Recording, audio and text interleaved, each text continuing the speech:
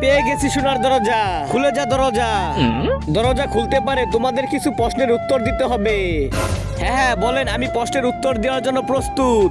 আচ্ছা তাহলে বলো, মানুষ যে জিনিসটা তৈরি করে সেটা কি? স্ত্রী। স্ত্রী এটা জীবনে অনেক উপভোগ করে। ভুল উত্তর, মানুষের বেঁচে থাকা আসা দরকার, এটা সবচেয়ে গুরুত্বপূর্ণ বিষয়। তোমরা এখন কি ভাবো? এবার বলো, এমন এক জিনিস সবাই পায় কিন্তু কেউ বেছে নিতে পারে না। জন্ম ও মৃত্যু কেউ বেছে নিতে পারে না। সঠিক উত্তর। আব্বে এখানে তো সোনা ভরা, অনেক সোনা। হ্যাঁ ভাই, তাড়াতাড়ি সোনাগুলো নিয়ে নে। তোমরা ওই সোনাগুলো নিয়ে কি করবে? আমার দরজাতে আসো, অনেকগুলো হীরা পাবে। হীরা ভাই, এই সোনাগুলো দিয়ে কিচ্ছু হবে না, চল আমরা হীরা নেই। হীরা খুলে যাও হীরার দরজা। সোনার দরজা খোলার সময় যেমন করে প্রশ্নের উত্তর দিয়েছ, এখনো তেমন করে প্রশ্নের উত্তর দিতে হবে, তাহলে খুলবে।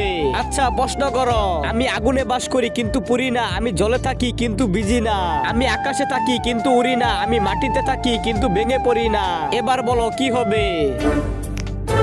ছায়া। সঠিক উত্তর। ও মনে হয় আমার দরজাটা আবার আটকে গেছে। এক কাজ করো, ওই দেখো হাতল, ওই হাতলটা শক্ত করে ধরে টান দাও, তাহলে দরজা খুলে যাবে। ইয়া ইয়া আ ইয়া ই আ।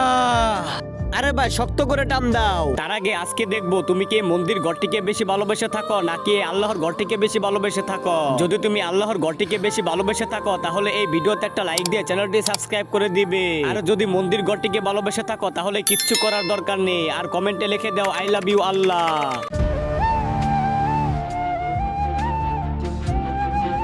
ইয়া খুলে গেছে। আরে ভাই ছিঁড়ে গেল স্যার।